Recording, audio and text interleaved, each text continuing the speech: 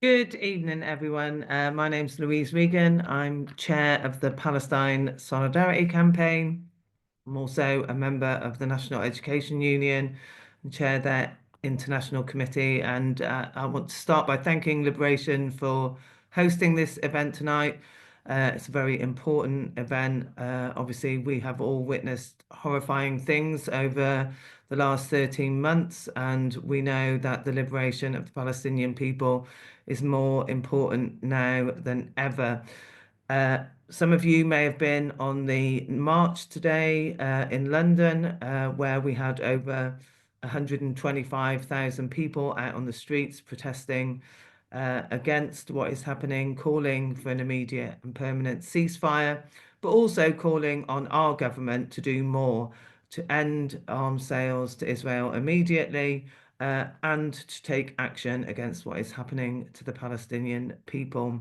But for many of us, we know that this did not begin 13 months ago. The Palestinian people have suffered decades of oppression, and our job is not only to continue speaking out now, but once we do have an end to the war on Gaza, we have to continue to fight for justice and liberation for the Palestinian people. We have an excellent lineup of speakers for you tonight, and I know you are going to hear some great speeches about the current situation and what you can do to continue to campaign for justice for the Palestinian people. So without further ado, I know our first speaker does have to leave us shortly, so I do want you to hear from him. If you were at the demonstration today, you will have heard him speak. But you will obviously have seen him on the television and social media platforms constantly speaking out for justice for the Palestinian people, his people. So I'm very pleased and proud to welcome Husam Zomlot, the ambassador, to speak to you. Thank you very much, Louise, for this kind introduction and for sharing this rather very timely webinar conversation. And the thanks also to Liberation and all the organizations who have put together today's webinar. And I'm very proud to be among such a list of renowned, exceptional speakers. And I must mention my very good friend, the Honorable Aida Touma, for being among us. Aida is going through a long career of political representation to our people, and we salute all that they have done throughout history. And I also want to commend those who picked the topic of today's webinar, which starts with ending genocide. That is the absolute priority. And goes to recognition of the state of Palestine. That's where we move on immediately after we end this mass murder, mass destruction, the extermination of an entire people. We move to uproot the root cause of all this. And then your topic ends with peace now, because that's the right sequence. Peace can only be achieved. The desired peace can only be achieved once the killing stops and once the recognition of people's rights, including the right to self-determination and the right to return, is acknowledged and is implemented. However, we are all following Louise and all of our friends, some politicians, particularly here in the West, including in the UK, who keep saying that this is not genocide. Number one, this is none of their business, Louise. This is the business of the international judges, of the international judicial system, of the International Court of Justice, and the International Criminal Court. And you all know that both courts, the highest on planet, have concluded that war crimes have been committed, crimes against humanity have been committed. And the ICJ, as early as January this year, almost 11 months ago, have concluded, after South Africa brought the case of committing genocide against Israel, have concluded that this is indeed a plausible genocide, and therefore has placed Israel officially on trial for genocide. And I'm saying this because the business of whitewashing Israel continues, the business of shielding Israel from any accountability continues. And you have seen some of the remarks by some Western governments about the latest decision ruling by the ICC issuing arrest warrants against Netanyahu. and gallant. But if this not a genocide, then what is a genocide? If it is not a genocide, what is a genocide? If killing these tens of thousands of people, mostly children and women, if destroying the livelihoods of an entire society, deliberately targeted the vital sectors of any society, primarily the health and education, is not a genocide, what is? If destroying the entire infrastructure is not a genocide, then what is? If the numerous documented cases of assassinations, murdering of children by the use of sniping in their skulls is not genocide, what it is? What is a genocide? And therefore, it is very important to stress the topic of your conversation today and to push back against those who want to whitewash Israel, because there is a lot of that business.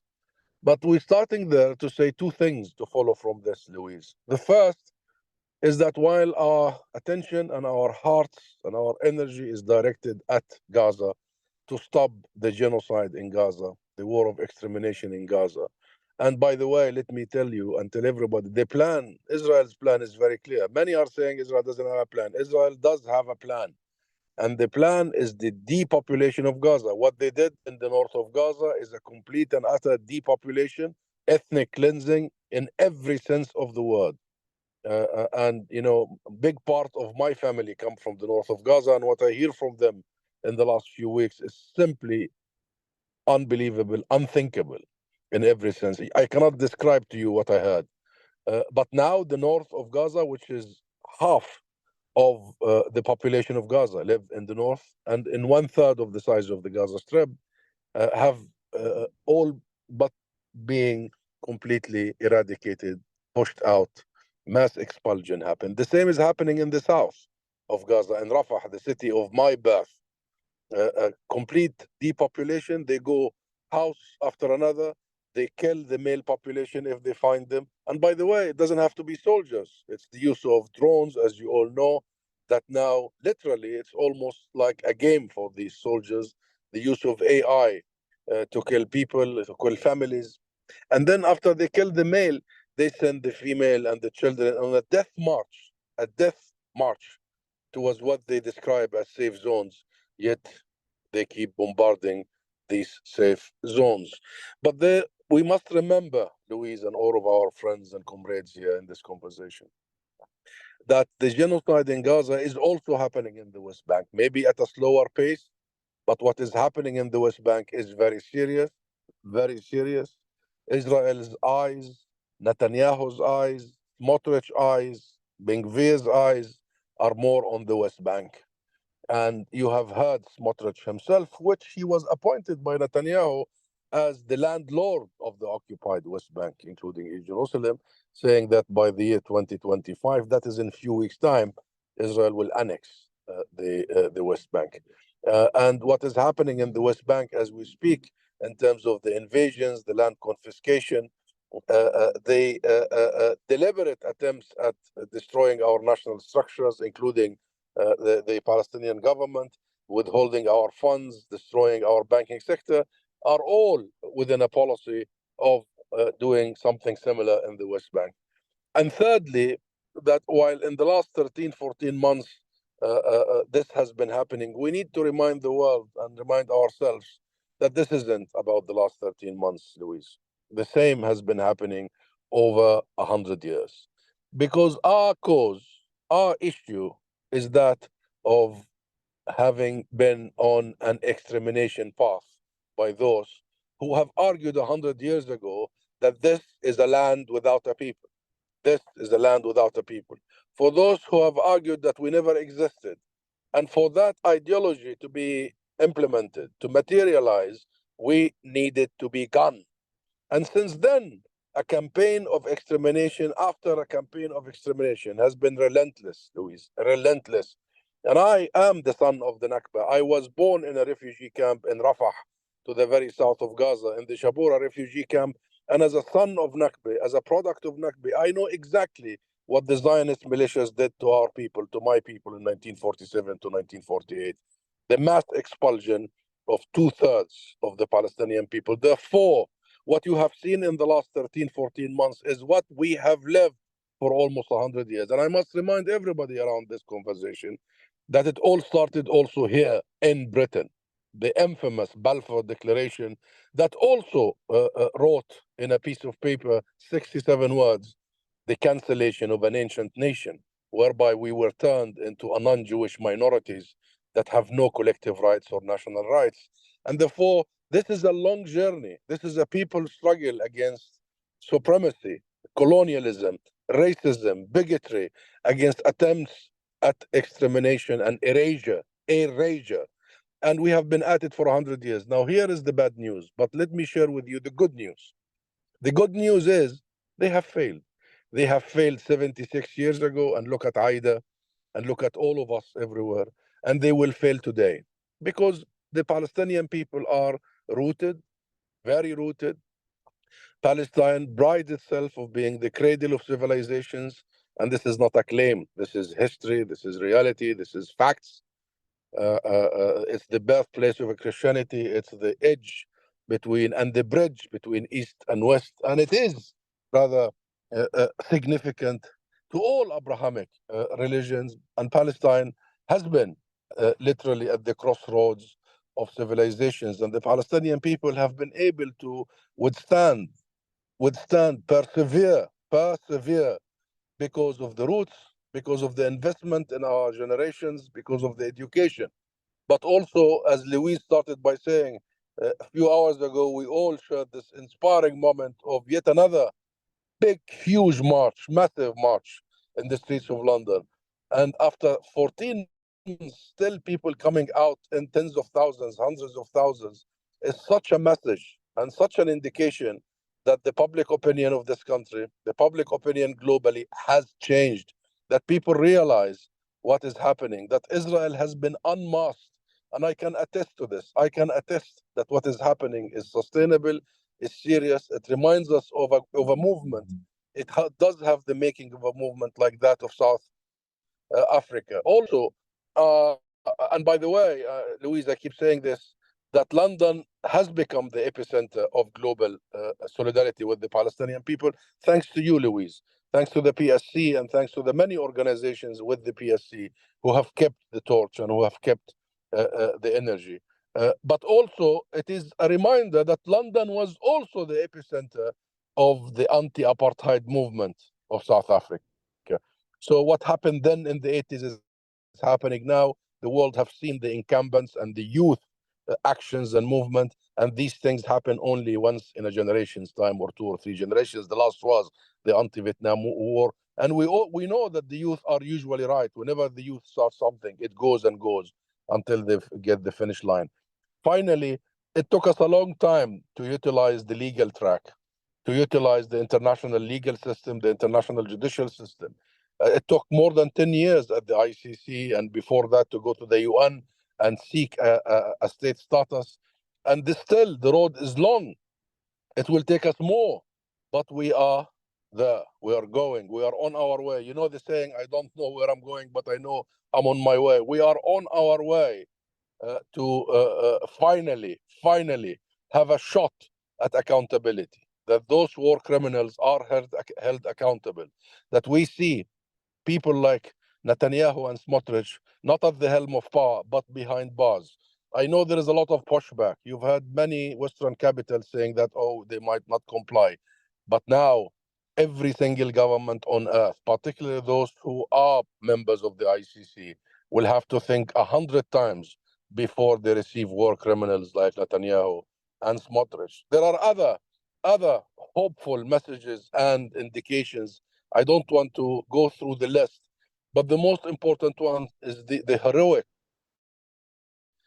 scenes that come from our doctors like Husam Abu Safiy and many other doctors, the heroic scenes from our teachers and our journalists. Only yesterday, London celebrated the Palestinian journalists, awarded them the highest awards because of the heroism and professionalism.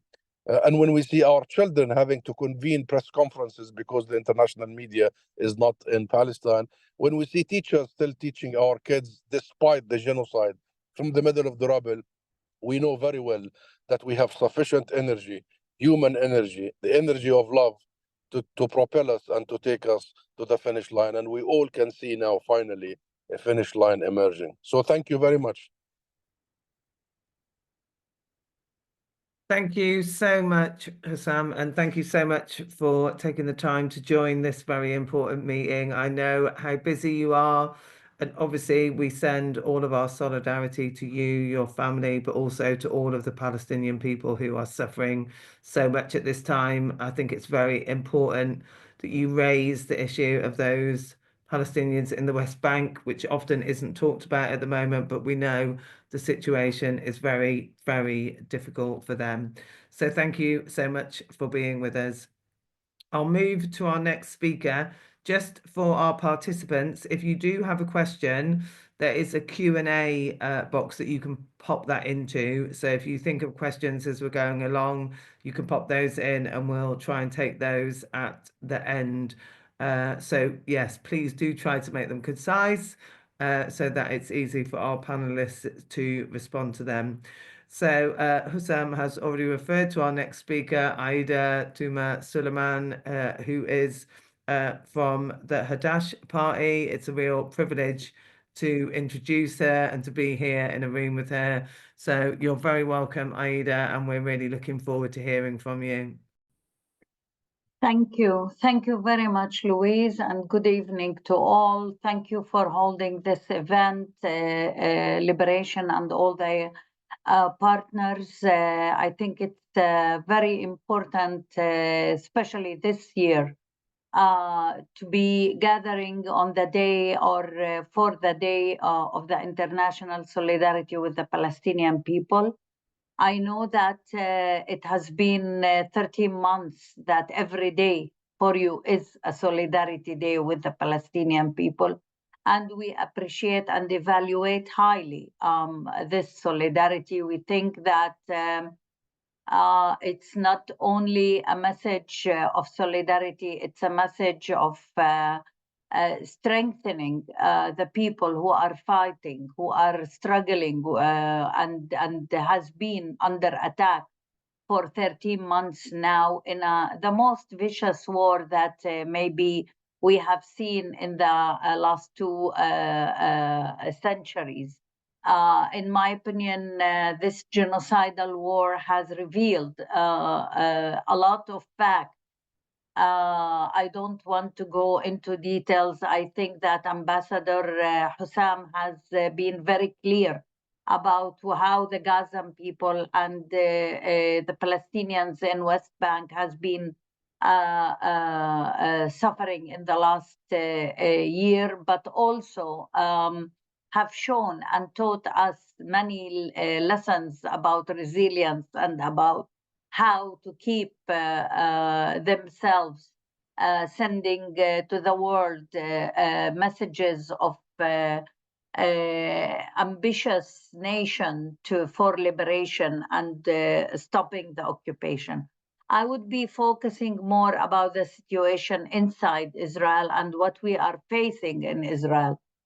I have to say that people, because of the horrible year, tend to forget that for the first time in the history of Israel, since the Nakba, since its establishment till today, it is ruled by a whole right-wing government, and not only a right-wing government, but in my opinion, a fascist government that didn't happen in the past. And this is part of the real violent and horrible actions that we are facing, if it is in Gaza, if it is in the West Bank, and if it is the repression and oppression that we as Palestinian citizens of Israel or Jewish democratic forces, anti-occupation forces are facing in the last 13 months. And we have been going through a real attack on us, trying to silence all the voices that are raised against the genocidal war, about the war crimes committed and demanding to end and stop the genocide and to reach peace. I have to say, I'm talking to you from Akka, which is up in the north, very close to the Lebanese war. It has been only few days that we have been experiencing the ceasefire. And we were very happy to know that there was an agreement to stop the war on Lebanon.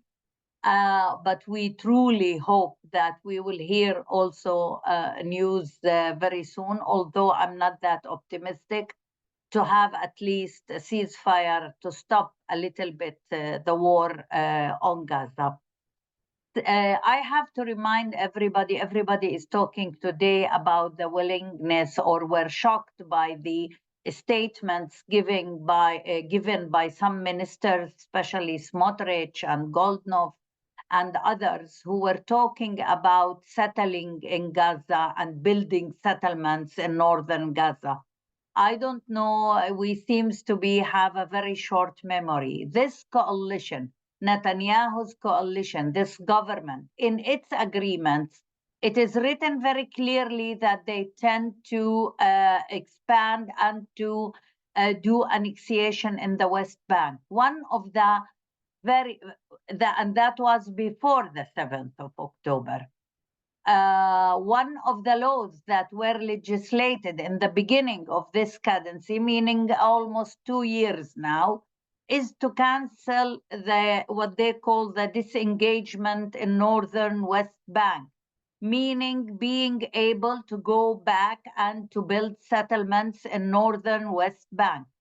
It even goes a little bit further if we go back to 2018, when the state of the Knesset legislated the Jewish nation state law, which speaks very clearly about the great Israel land, and that it is the homeland of the Jews and only of the Jews, and there wouldn't be any right of self-determination for any other nation on that land, meaning rejecting and banning any right of self-determination of the Palestinian people. We have to remember also that after the 7th of October, there were a lot of legislations that show very clearly that these are the intentions of this government. This is a plan that was existing in the minds and in the drawers of the Israeli government way before the 7th of October. We said from the beginning that after 7th of October, we said that Netanyahu took all the sorrow and all the pain and all the revenge feelings that existed in the Israeli society after the 7th of October and turn it into a genocidal war that will accomplish his political plan. Netanyahu, that's true, don't want to stop the war because then he has to face his legal matters in the courts for corruption, and he has to face interrogation committees that is demanded by the public in Israel for what is called the failure on the 7th of October to defend the Israeli citizens. But he doesn't want also to stop the war, not only because personal matters. He is a politician that is seeking more time to accomplish his plans and to put facts on the grounds that will create not only obstacles, but make it even impossible for any politicians who come after him to change the situation. We have to remember also that the UNRWA legislation banning any contact with the UNRWA by official Israelis, or banning the UNRWA of acting in East Jerusalem, that's right, it is an attack on the international order and decisions and the agreements that Israel have signed in the past, but it is also mainly meant to liquidate and to finish the right of the refugees, the right of return. This government don't want even to speak about the Palestinian refugees. They are adding numbers of new thousands and tens of thousands of new Palestinian refugees, but they don't want to get any kind of humanitarian aid for them, and that's why they are attacking the UNRWA. You have to understand that the discussion about the rule of the UNRWA started way before the 7th of October. The first bill that was submitted to the Knesset to ban the work of the UNRWA was done in 1996 even, not very new. And this discussion was going on until they found the right moment to do it. Why I'm saying this? Because if you look at what is happening also in West Bank and especially in Area C, you can understand that an ethnic cleansing of Palestinian is happening in northern Gaza, and it is happening in the West Bank. More than 20 localities in Area C in the Jordanian Valley of Palestinians were kicked out of their lands and the lands were taken by the Israeli government. Tomorrow we have a finance committee meeting where I serve as a member. They are bringing in new shifts in the budget, including billiards of shekels to be dedicated for the settlements. Ministers inside the Israeli cabinet are talking about settling or building settlements in Gaza. I'm afraid that with the news that are coming from the north in Syria and the attempts always to break the ceasefire in the north, that what Netanyahu had said on the 7th of October at night, when he said we will strike them in a way that they will never forget it for the next 50 years, and we will change the Middle East. That was his statement on the same horrible day on the 7th of October. Those are the plans. Israeli government have not abandoned the imperialist plans for this region. And Aida, for can my you wind regret, up now, please? Can you just wind up now? yes. Thank you. Okay, I was about to do it. Okay, good.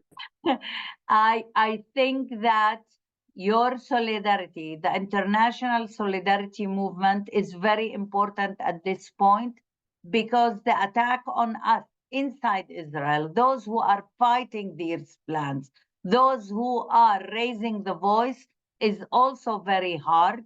We are facing a huge amount of laws to disqualify us as members of parliament, to ban parties, and to attack everyone who is saying anything about what is going on.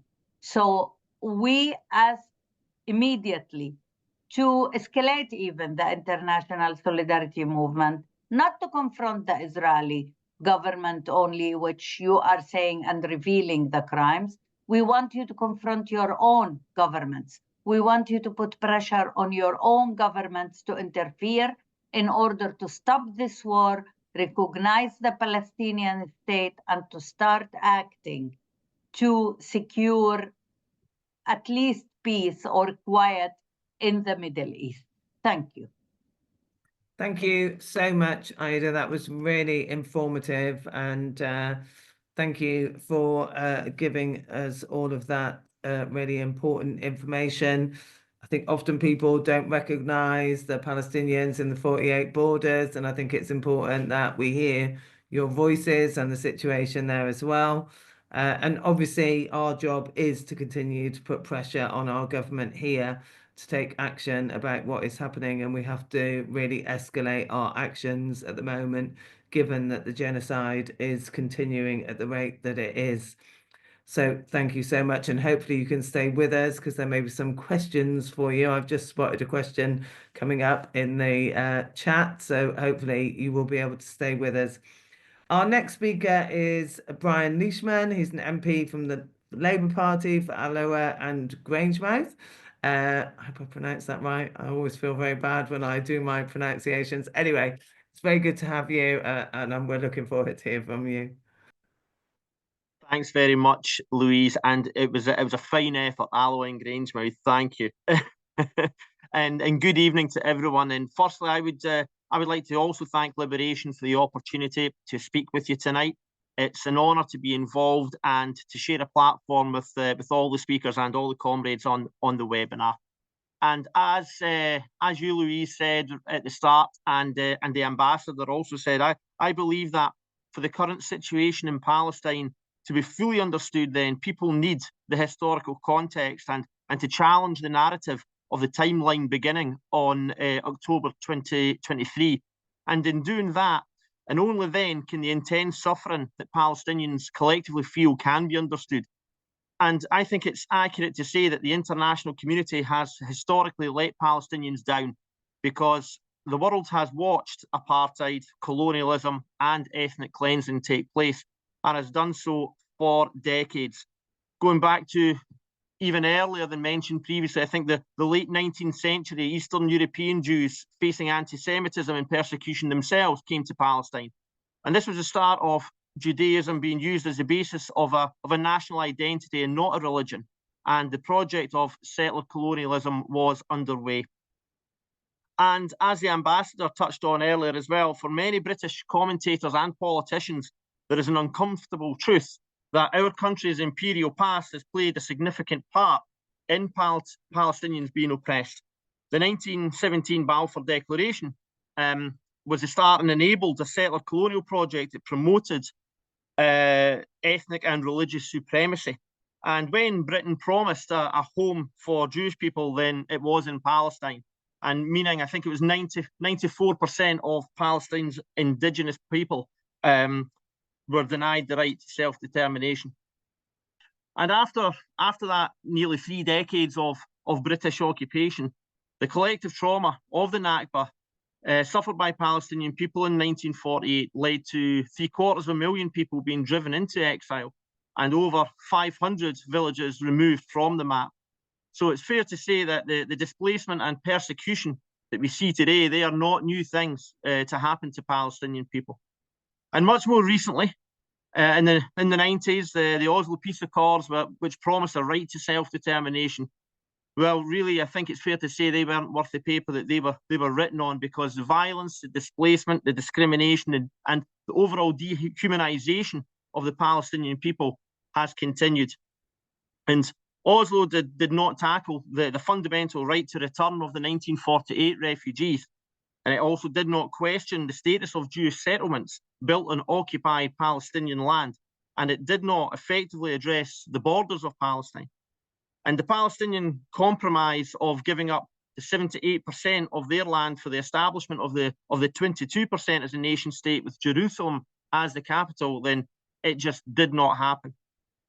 And I think it's fair to say that Netanyahu's open hatred for Oslo has been obvious, and it's been consistent over the years. He expanded Israeli settlements on occupied Palestinian territory. His internationally considered illegal actions have always been at total odds with peace. And the expansion of Israeli settlements, of course, well, that equals the shrinking further of Palestine. So Netanyahu's policy of settlement expansion has absolutely remarkably diluted the possibility of achieving a Palestinian state. And after the Israeli betrayal of the Oslo Accords grew the international campaign of boycott, divestment, and sanctions. And BDS has worked in isolating and highlighting the apartheid state historically of South Africa.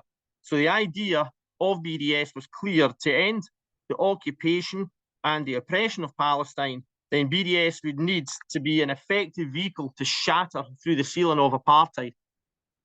And referring back to the struggle of the South African people, The anti-apartheid movement needed decades to really become the effective force that it was. And today we see BDS being made up of trade unions, which as a trade unionist, I'm immensely proud of, churches and grassroots campaigning organizations that are all calling on Israel to comply with international law. And this broad coalition of international solidarity is, of course, welcomed, but it doesn't get away from the fact that the relentless daily ethnic cleansing just hasn't stopped. And it shows the reality of what life is really like for Palestinians. The seizing of land and possessions, the violence, the oppression of culture and human rights, the imprisonment, it's all the sheer behavior of a settler colonialist apartheid regime. And I'm ashamed to say that Britain enables this. By the selling of arms to Israel, then we are complicit in allowing weapons that could be used to commit violations of international law. And when it comes to arms sales, I think Amnesty International this week said that there can be no loopholes, there can be no limitations. And frankly, it's not just on arms sales that the UK government have questions to answer. Exactly what has our role been in flying surveillance drones and aircraft over Gaza? Has British Army bases on foreign shores, such as Cyprus, been used as staging flights to Israel?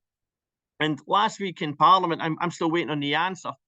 Last week, I submitted written questions to the government. I'm waiting on answers to how many applications for exemption to fly over the UK with munitions of war have been made by Israel, and for Israel to be their destination, and whether the F-35 components were sent from RAF Markham to Israel between October 2023 and August 2024.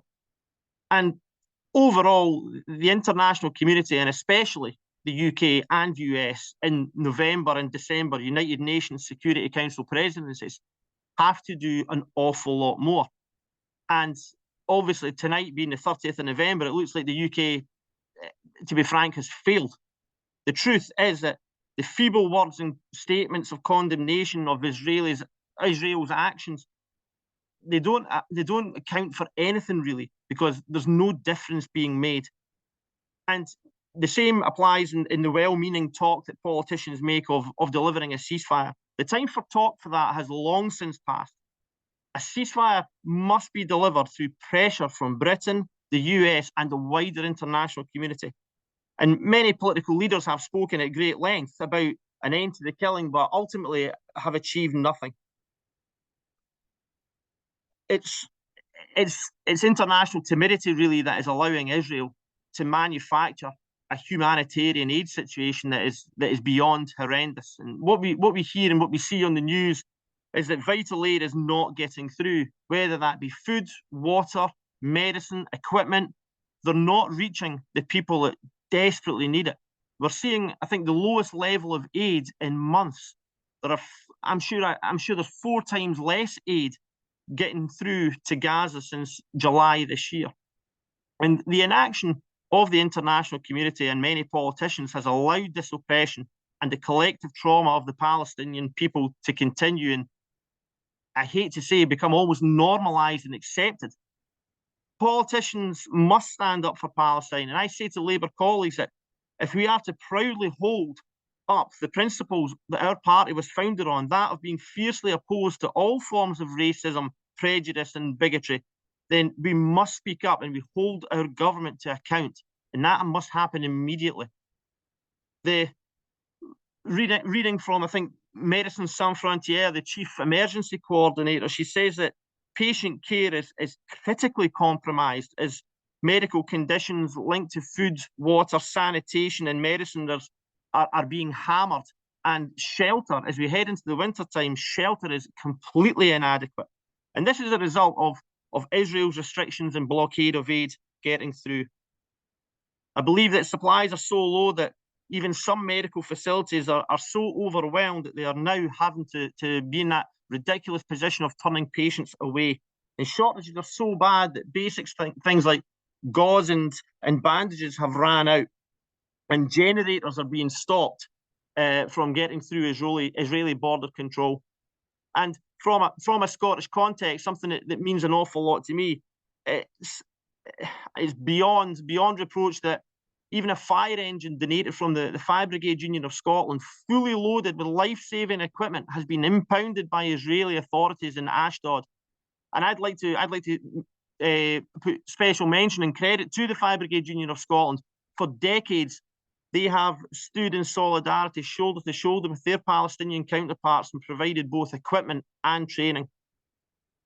And if all this is not the definition of crimes against humanity, then I honestly, frankly, I don't know what could be. There has to be a ceasefire. Humanitarian aid has to get through. It is long overdue. And there has to be an end to this cycle of oppression. And the only way a lasting peace can be achieved is with an end to apartheid. Nothing less than an end to the displacement of Palestinians and the repatriation of Palestinian refugees and the rebuilding of Palestine, and a Palestine that is free from being an actual free nation and free from being an open-air prison confined and shoehorned into a small area. And while the establishment of that nation is in no other nation's gift, the international community have a historical responsibility for Palestinian liberation and a recognized nation state that is free of the Nakba and the persecution that Palestinian people have felt for centuries.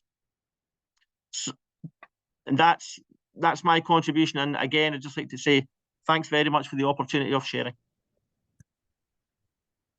Thanks so much, Brian. I mean, you covered so much in your time, and certainly the trade union movement has been central to supporting the Palestinian people. And I also saw the issue of the fire engine that had been stopped and was just appalled, really, that, you know, something that was going out to save lives was being withheld. But well done to the FPU for continuing their support. But we know we have huge support across the trade union movement in terms of supporting the Palestinian people, and we are very grateful for that in the movement. But also, you mentioned the boycott and divestment and sanctions campaign, and obviously that is a key call from our Palestinian partners and civil society in Palestine, and we have to listen to our people on the ground in Palestine and do what we can to support their calls. And we need to do more now than ever, really, around that. Okay, I'm going to go to our last speaker, and then hopefully we have got a question already, but please do, the rest of you that are on, think about questions you could ask from our brilliant speakers. But our last speaker is Behzad Navid from the International Department of the Tudeh Party of Iran. So I'm very pleased to welcome you and looking forward to hear from you. Thank you, Behzad.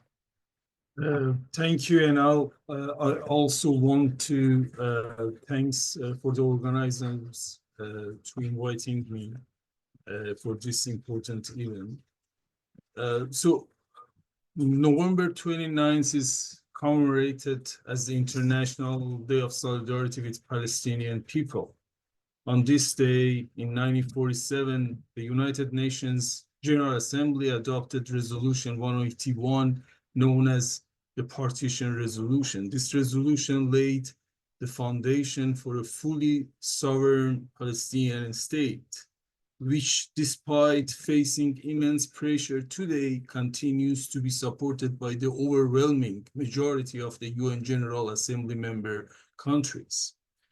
On this occasion, I expressed to the Party of Iran's unwavering solidarity with our Palestinians, brothers and sisters, in their ongoing struggle against apartheid, occupation, and injustice.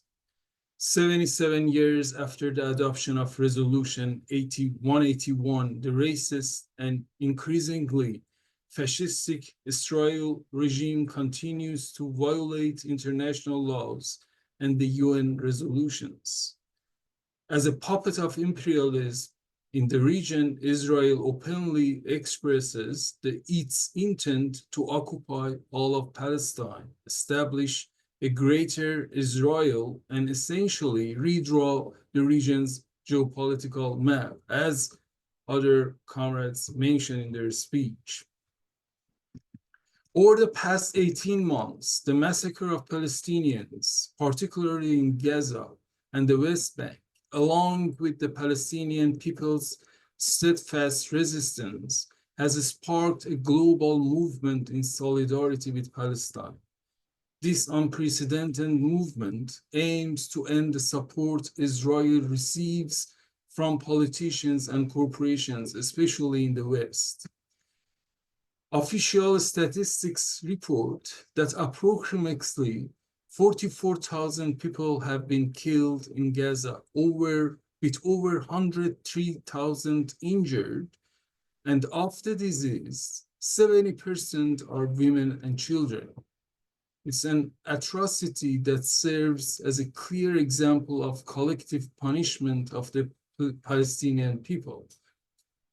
This genocide has led to tens of thousands of missing, injured, and disabled individuals, 2 million homeless, and the destruction of about 70% of residential areas, hospitals, and schools. The infrastructure in Gaza has completely collapsed, and there is a targeted policy to create famine among the remaining population.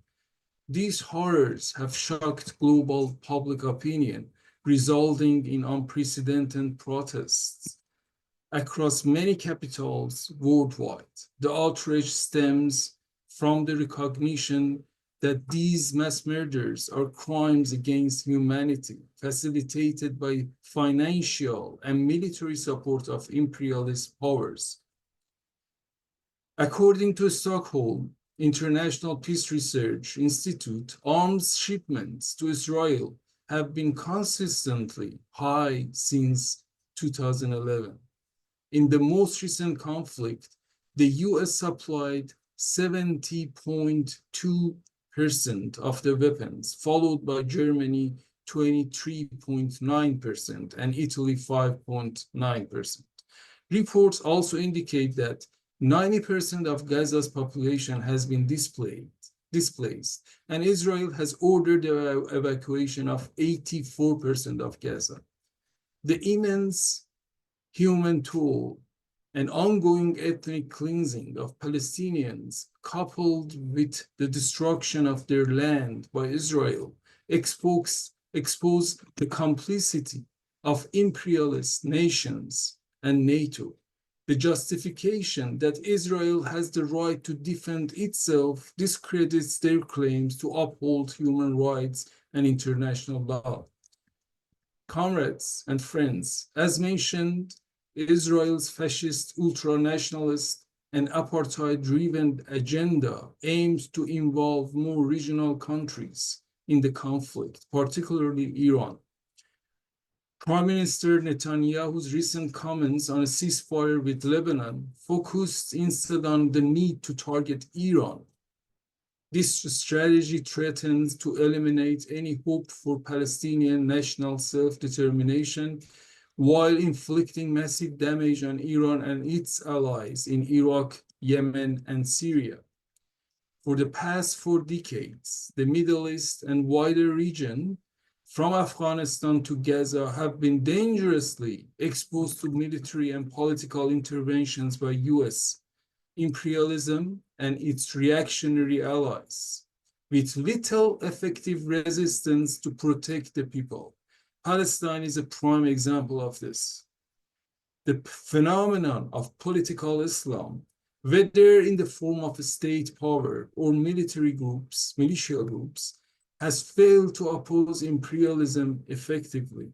These forces do not pursue social justice, human democratic rights, or the economic and social emancipation of the masses. In fact, often oppose these progressive goals. The record of Iran's theocratic dictatorship is a glaring example of this failure.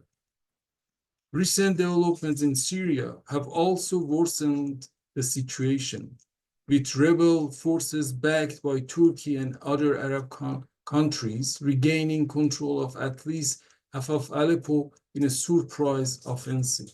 In response to the escalating regional instability, the Islamic Republic of Iran has used provocative language to show its support for the so-called axis of resistance, including recent statements by Supreme Leader Khamenei calling for Netanyahu's execution following the International Criminal Court's arrest warrant for him.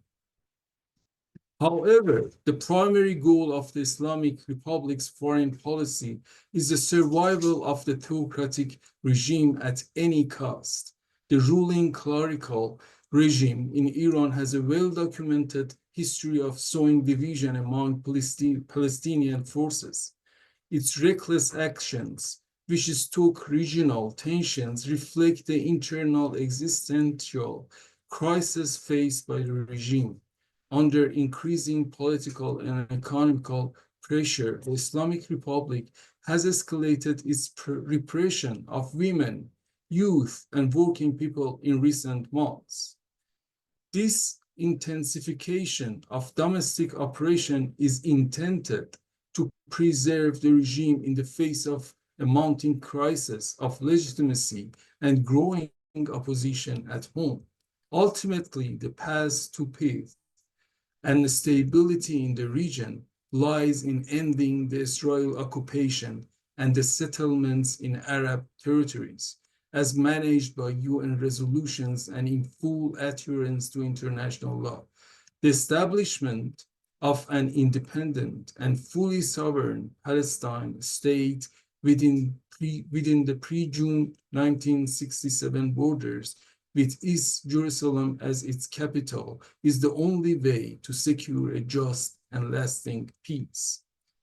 We unequivocally stand with the Palestinian people, whose courageous representatives we are proud to count among our long-term fraternal comrades in their righteous struggle for peace, justice, and national self-determination.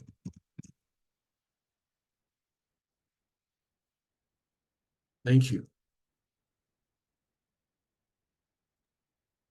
Thank you so much for that very informative contribution. And again, you have raised the issue of the settlements, and often people in the UK and other areas have no concept really of what a settlement is. These are not just small, a couple of buildings. These are huge complexes which are expanding massively over the Palestinian land and increasing on a daily basis. And I think that fact that they are illegal under international law is something which we should all be speaking out about much more, and which obviously their expansion does nothing to help towards a sort of peaceful settlement to the situation.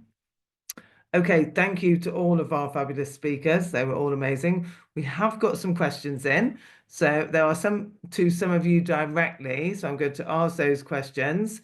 I'll ask those whether to you directly, if you could respond. And then obviously towards the end, I will give all of you a couple of minutes to come back on any of the things that have been raised.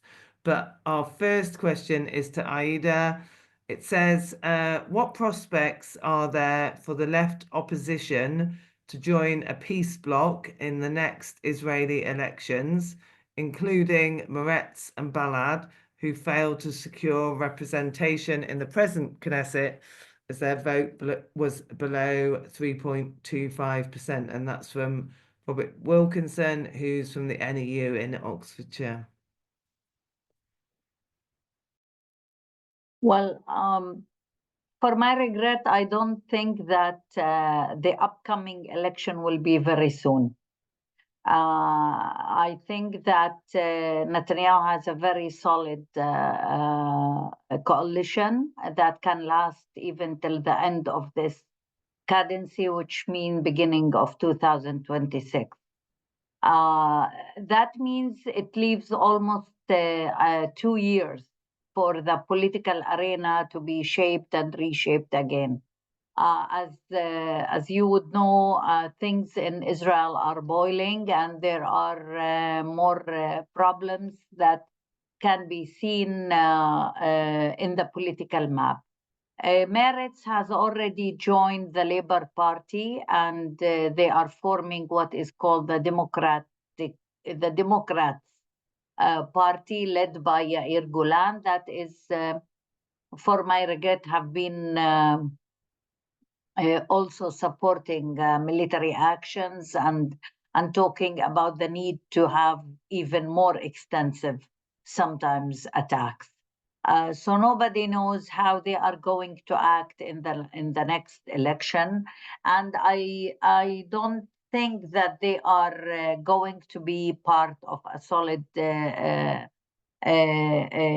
peace camp, which I will mention very soon. Balad, we are trying nowadays to have a kind of dialogue between the different parties, mainly representing the Palestinian minority in Israel, but also Hadash as a Jewish Arab party. We are trying to bridge the gaps between us and see if there is a possibility to try to avoid any loss of voters. I have to say that any peace camp that do not take into consideration the Palestinian minority in Israel, which is the most solid group struggling for peace, will not be a true camp.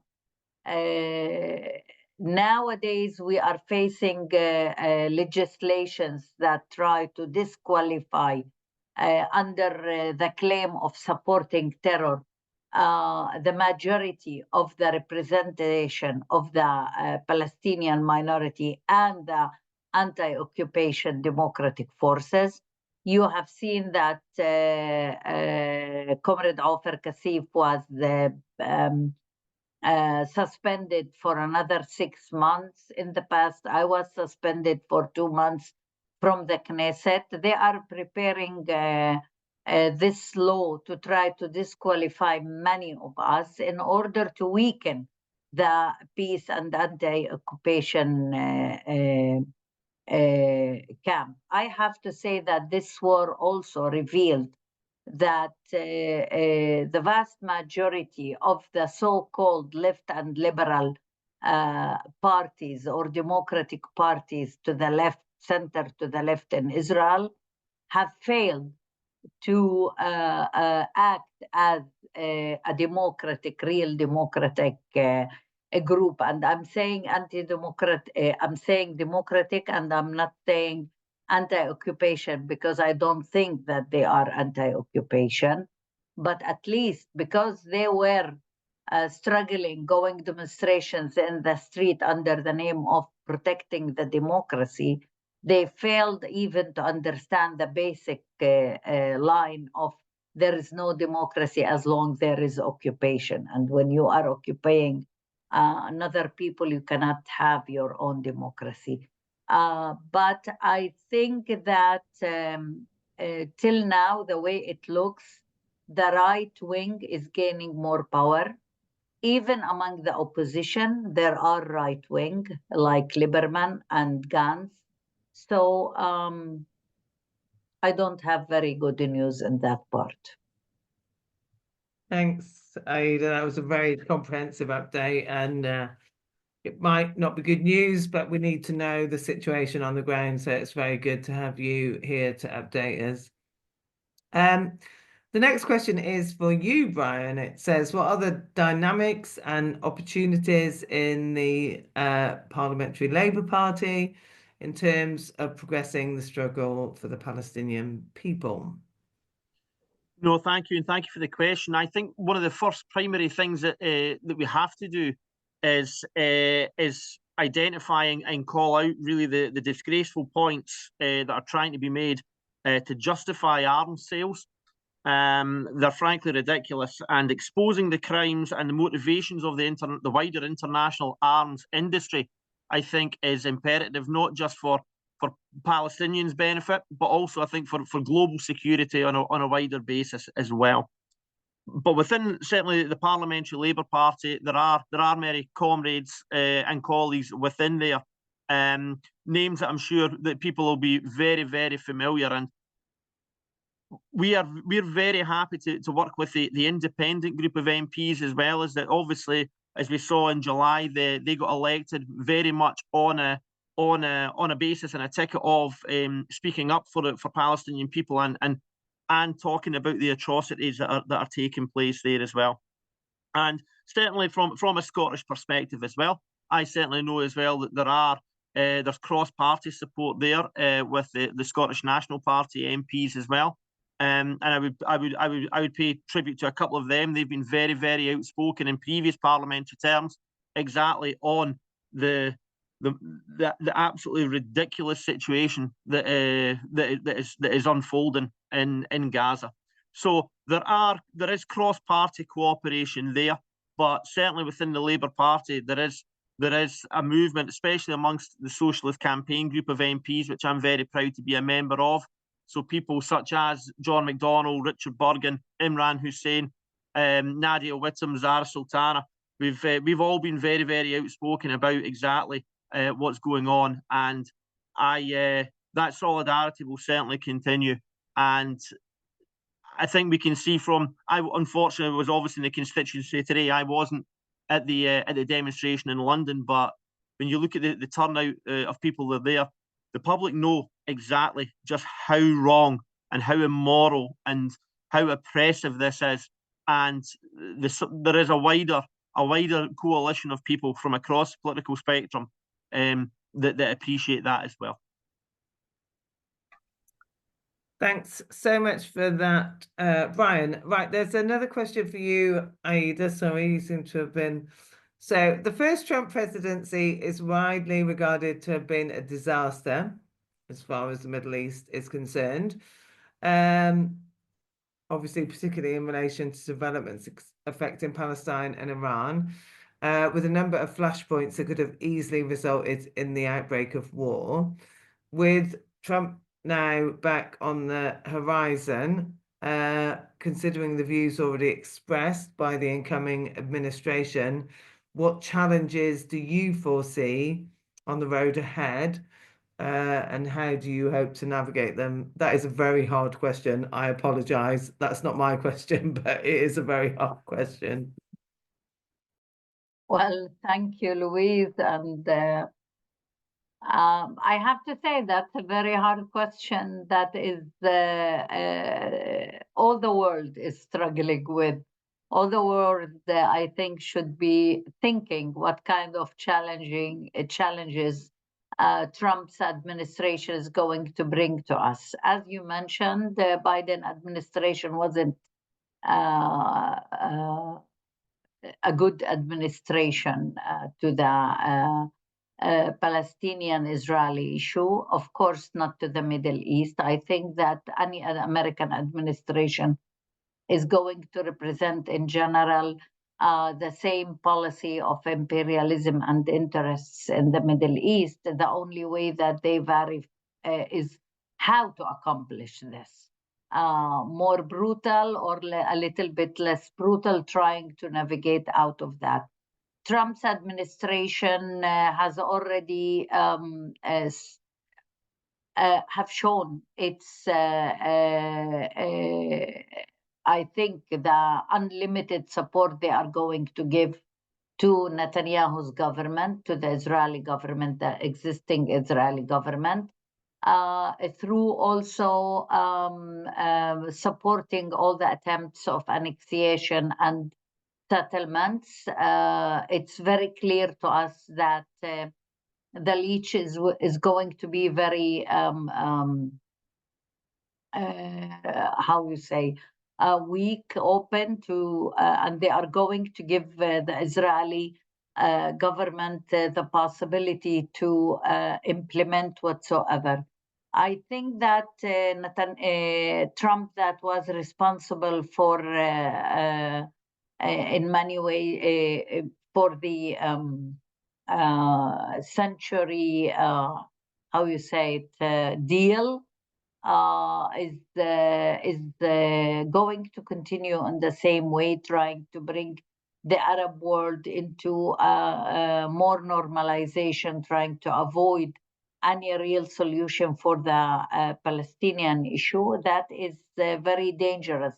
And we have to understand that without, not we as the Israeli society have to understand that that can lead to a real disaster for a long term, also for the Israeli society, not only for the Palestinian society. And all those who in the past tried to play it as part of the peace camp should wake up very soon and understand that without a real fight that we can give, revealing those plans and how this government is leading to establish even annexation in the West Bank and northern Gaza and settlements in northern Gaza. If the Israeli society is not going to wake up and to oppose all of that and try to influence, I think that that can be a disaster that we will face for the next years.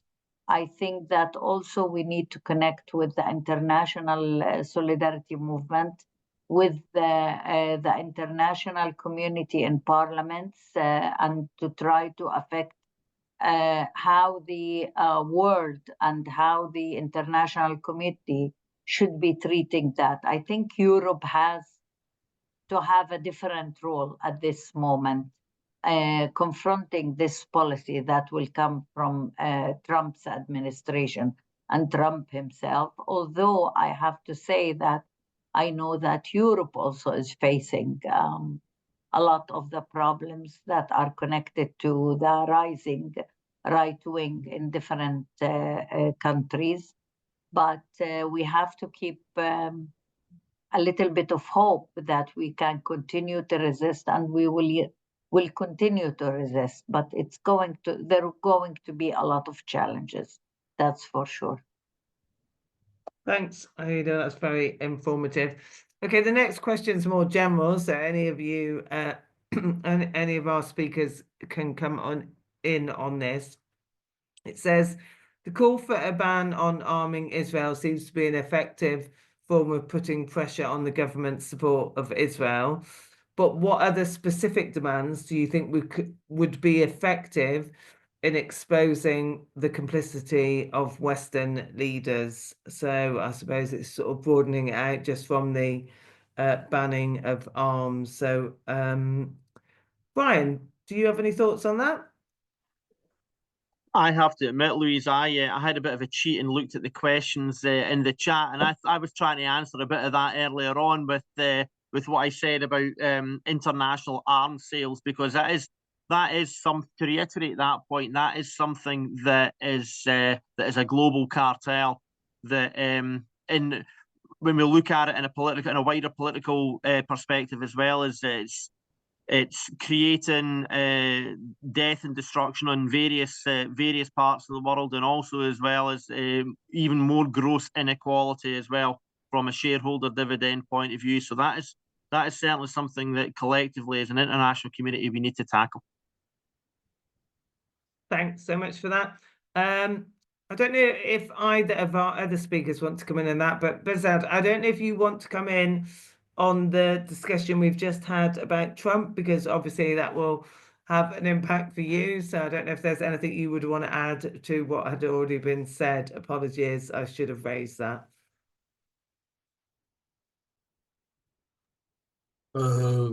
Definitely, I mean, Trump would be, as other comrades mentioned, it will making the situation very complicated, more complicated than it is. Definitely, Trump was basically orchestrating the changes in Israel based on the Dawood Agreement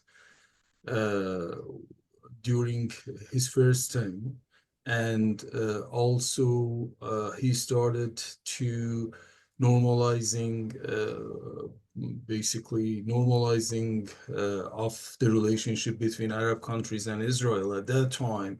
And we saw certain improvements at that time, as well as with that policy. And as you remember, also he banned PLO organization from his activities in New York. So all of those, what he wanted to do based on the changes in the region, in the Middle East, Biden continued to do it, but in a minor, basically way of things. As you see, for example, basically the escalation of the after 7th of October, the escalation of the war towards other Middle East countries was only because of the support which U.S. and other imperialists had. So this situation, in my mind, will continue.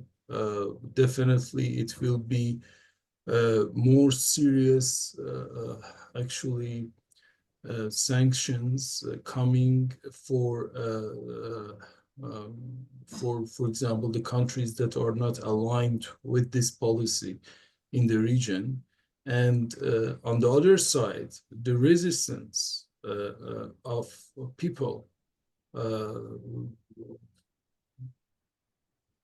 actually regards this policy will be improving as well. So it is two sides. It's not only one side. We shouldn't only consider what Trump can do. On the other side, also the growing basically solidarity with Palestine, and also from different angles, especially from the unions.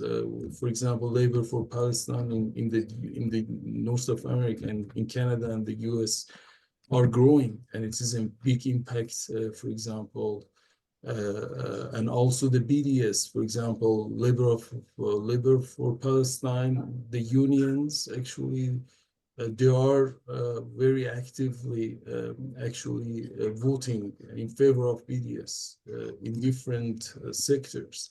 So all of those are growing resistance against the policy of actually imperialism in the region. So we should see, it will be, I mean, it will be very tough years ahead of us. And that is important that we build a very vast united front of peace movement in the region. In our country, people don't want war. That is the main thing. They are in favor of peace. They experienced the war with Iraq. And one of the reasons that, for example, our party has been attacked and actually, and the whole revolution, the main reason that the revolution was impacted and the backwards forces could be able to take control of the situation was because of the war, and people suffered the war. Still, we are seeing the result of the war in many of the areas in our country. So people are not in favor of wars. So the objectivity for building a very vast peace movement is there. And we as progressive forces, we need to actually organize that movement. I will stop there. No, thanks so much for that. This is the last question. It's to you, actually, again, Behzad. And then I'll give our three speakers a couple of minutes to sum up. So the question is, Israel is trying to expand the war in Gaza, Syria, Lebanon, as we've already seen, attacked, and serious damage has been done. Now it seems the Israel regime is targeting Iran. Why does Israel want to provoke a war with Iran, which is a big country with sizable military power? Do you think with a war with Iran, the US and UK and perhaps France will be joining the war against Iran, and the war could therefore become a regional war? And what then would happen? Could we see a further escalation into a further world war? That's a very big question. I didn't write the question. I'm just saying that. That wasn't my question, Yes, but yeah, very big. yeah, yeah. You're right. Absolutely. Basically, I believe based on the growing the resistance against massacre and genocide Israel is doing, and based on international laws, uh, Israel only hope is to actually to expand the war in the region, and in a way that could bring in the other directly the other imperialist forces, like definitely like the US. That only will happen if Iran enters the war, because then when Iran enters the war, it will give a good, basically, and very clearly, U.S. mentioned that if Iran attacks Israel, we are going to defend Israel. So there is no question that they will enter the war. And based on all of the facts in the region, if it is like if the war starts in the region, controlling the war will be very, very difficult, because we need to understand that there are other powers in the region that plays a role. It's not only, for example, we say that US can do whatever they want. So it could basically expand the war very quickly in different angles, and it will be a disaster, especially based on the situation we see in Ukraine. It could basically create another actually war under control, not under control war in the region.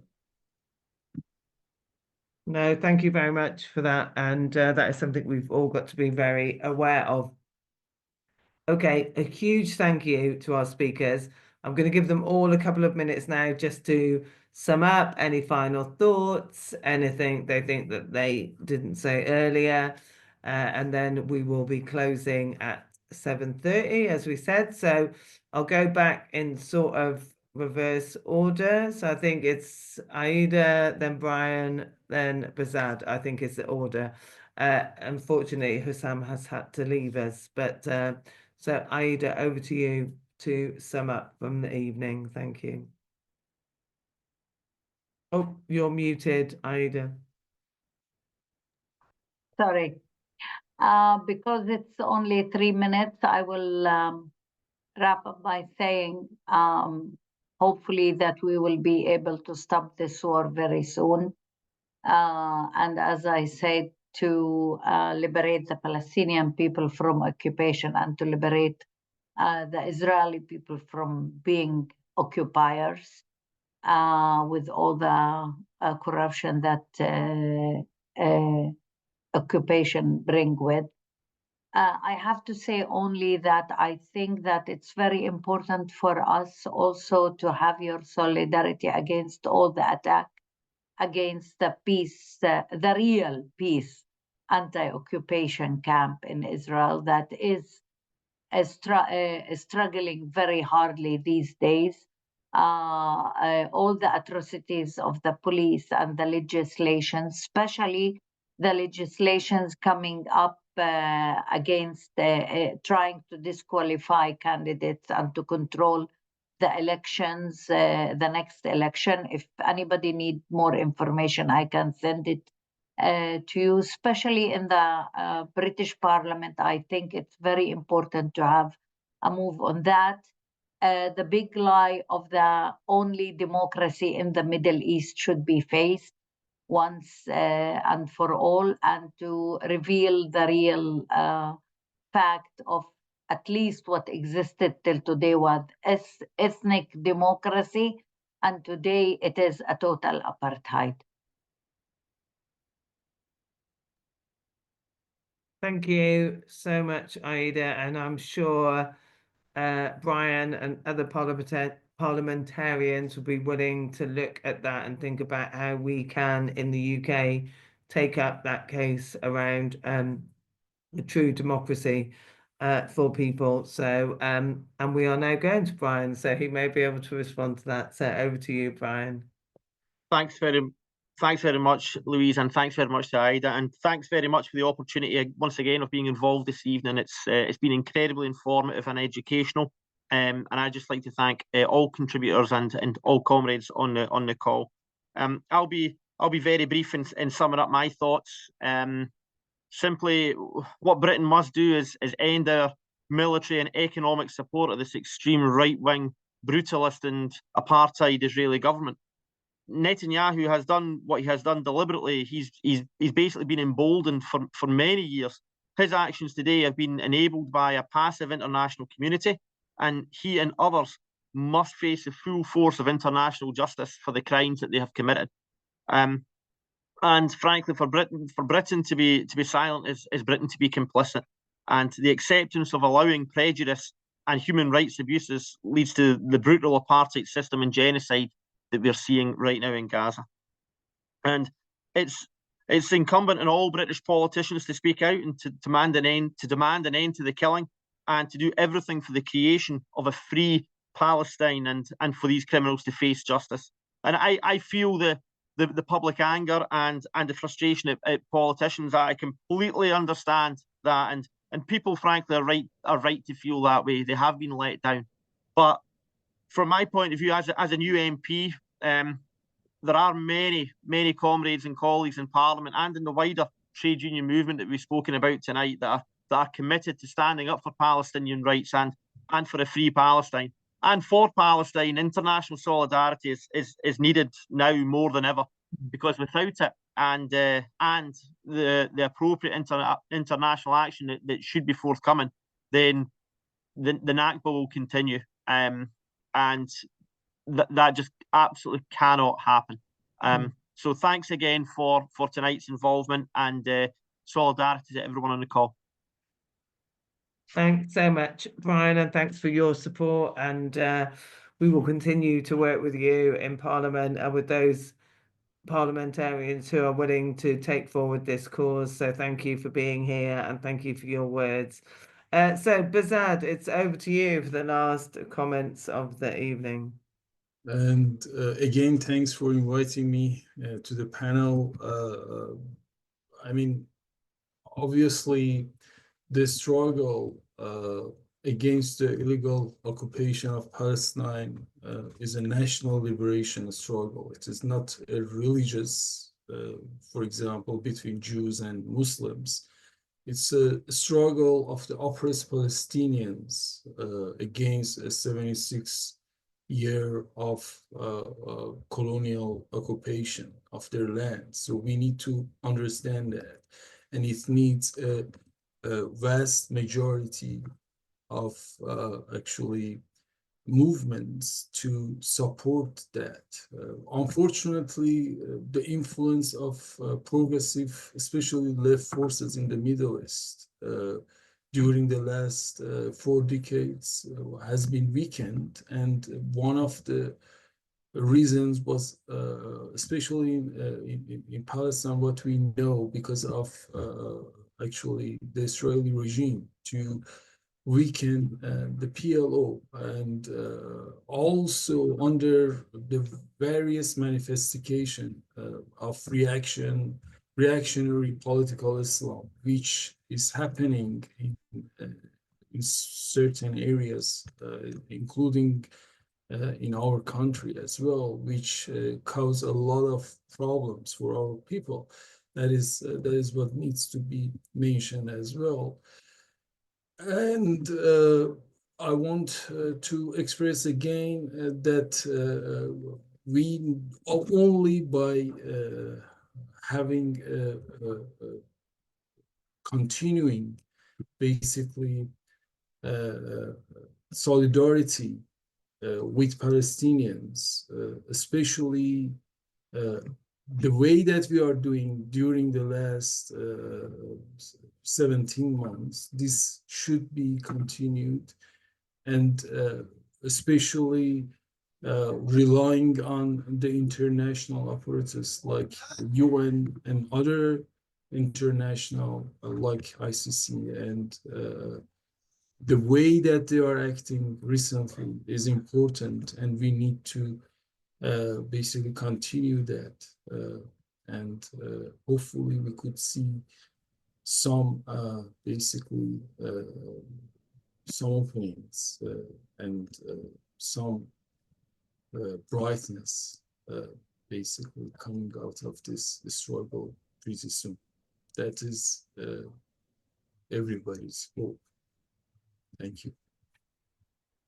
Thank you. Thank you so much to all of our speakers. I know Husam Zomlot has had to leave, but thank you to all of you for your fantastic contributions and for your responses to the questions that have been raised from our panelists. Obviously, you know, tonight is about the Palestinian people.